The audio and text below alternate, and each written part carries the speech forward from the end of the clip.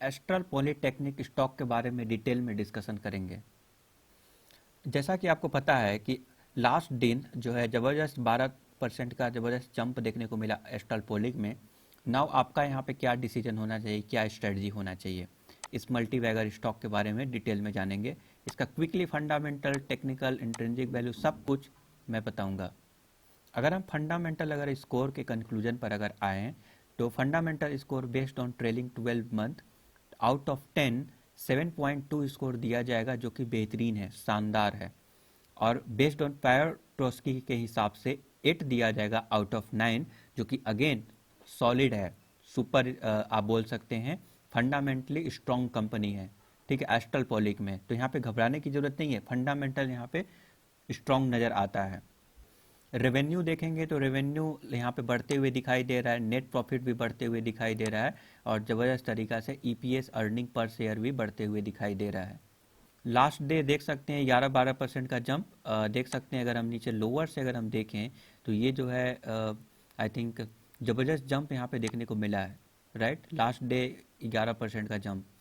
ना आपका यहाँ पे स्ट्रेटजी क्या होना चाहिए, यहाँ पे देख सकते हैं। अगर हम नीचे लोएस्ट से मैं बताऊं तो 18.19% का जंप देखने को मिल गया, राइट। कई सारे लोग तो काट कर अब तक तो निकल गए होंगे, मुझे लगता है। जैसे ही बोनस अनाउंस हुआ उसके बाद प्रॉफिट बुकिंग स्टार्ट हुआ, कई सारे लोग तो निकल गए होंगे। डीप में इसको बाई करने की ज़रूरत है, इस टाइप के स्टॉक में आपको बाई करना चाहिए। मैं आपको रिमाइंडर के तौर पर मैं वीडियो भी बनाकर आपको बताया था कि if market falls keep buy on dip on strong fundamental stock, जिसमें एस्ट्रल पॉली को बताया था, डिक्सन टेक्नोलॉजी को, अल्किलामाइन, एचएलई, दीपक के बारे में बताया था। हालांकि टेक्निकली अभी एल्किलामाइन और दीपक अभी इंडिकेशन कुछ ऐसा दे नहीं रहे हैं, एचएलई ग्लास कोड भी। बट मैं आपको बता दूं कि जिस तरह से अब जो शानदार स्टॉक होते हैं ना, वो आपको बहुत कम ही मौका मिलता है उसको ग्रैब करने का, उस अपॉर्चुनिटी को। तो अगर मार्केट फॉल अगर होता है तो आपको यहाँ पे डरना ही नहीं चाहिए। देखिए रॉकेट हो गया, डिक्सन रॉकेट हो गया, एस्ट्रल रॉकेट हो गया, फंडामेंटल इतना बेहतरीन है तो हाई वैल्यूएशन भी होना तय है। ओके, तो चलिए देखते हैं कि कितना हाई वैल्यूएशन पे अभी ट्रेड कर रहा है। अगर हम इसके फेयर वैल्यूएशन के बारे में बात करें तो ईबी बाई एबिटा के हिसाब से 170% के प्रीमियम पे चल रहा है, ईबी बाई सेल्स के हिसाब से 288% के प्रीमियम पे चल रहा है, और प्राइस बाई सेल्स के हिसाब से 287% के प्रीमियम वैल्यूएशन पे चल रहा है। और तीनों का अगर हम मीडियन, तीनों डेटा का अगर हम, तीनों हिस्टोरिकल मॉडल का अगर हम वैल्यूएशन निकालें तो 433 इसका करंट प्राइस पॉइंट होना चाहिए, जो कि करंट प्राइस पॉइंट से जो है 287% के प्रीमियम वैल्यूएशन पे चल रहा है। ठीक है, तो वैल्यूएशन तो काफ़ी ज़्यादा हाई है। अब अच्छे स्टॉक जो होते हैं ना, उसका हाई वैल्यूएशन होना स्वाभाविक है। इसका मतलब ये नहीं है कि आप वेट करेंगे कि और नीचे जाएगा। ये ज़्यादा गिरावट इस सब में होते नहीं है। जब मार्केट में थोड़ा भी अच्छा मोमेंटम बनता है ना, तो ज़बरदस्त इन लोग भागते हैं।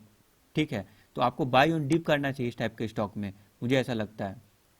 टेक्निकल्स क्या बोल रहे हैं, टेक्निकल्स तो यहाँ पे बुलिश रिवर्सल का संकेत यहाँ पे दिया गया है कि ऊपर की ओर ही जा रहा है और अभी और भी ऊपर जाएगा, ऐसा रिवर्सल यहाँ पे देखने को मिला है। अगर हम एमएसीडी की बात करें तो एमएसीडी भी यहाँ पे कट करेगा, मीन्स बहुत जल्दी ये कट करने की पॉसिबिलिटीज दिखाई दे रहा है। इसको कट करेगा तो एक बाई का सिग्नल, प्रॉपर बाई का सिग्नल जनरेट हो जाएगा। हालांकि जिस तरह से यहाँ पे दिखाई दे रहा है, मुझे लगता है कि अभी भी छोटा स्टॉप लॉस लेकर एंट्री करने में किसी भी तरह का कोई प्रॉब्लम नहीं है। एम आरएसआई वैल्यू भी अभी ओवरबॉट जोन में नहीं गया है।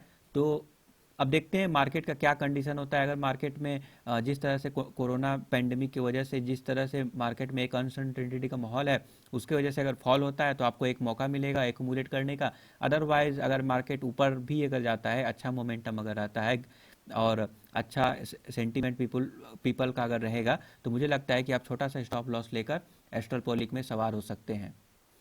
तो यहाँ पे बेसिकली आप सवार हो सकते हैं, मुझे कोई इशू यहाँ पे नज़र नहीं आ रहा है, बट मार्केट का सेंटीमेंट वगैरह आपको देखना पड़ेगा। ओके, सो टेक्निकल तो अभी ठीक ठाक है, अभी बाई का ही और इशारा कर रहे हैं। अगर हम कुछ इंपॉर्टेंट लेवल्स पर नज़र डालें तो ब्रेकआउट लेवल 1721 है। अगर 1721 को तोड़ेगा तो फर्दर ऊपर की ओर मूवमेंट देखने को मिलेगा।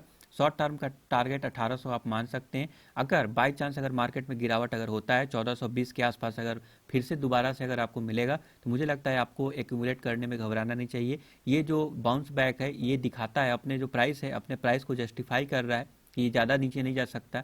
मुझे लगता है कि इस लेवल पे वैल्यू बैंक बनेगा 1420 रुपए के आसपास अगर मिलता है तो ठीक है। मार्केट में अगर फर्दर गिरावट अगर किसी भी रीजन से अगर होता है तो अदरवाइज आप जो है इस पे छोटा सा स्टॉप लॉस लेकर अभी भी सवार हो सकते हैं। Thank you for subscribing the YouTube channel.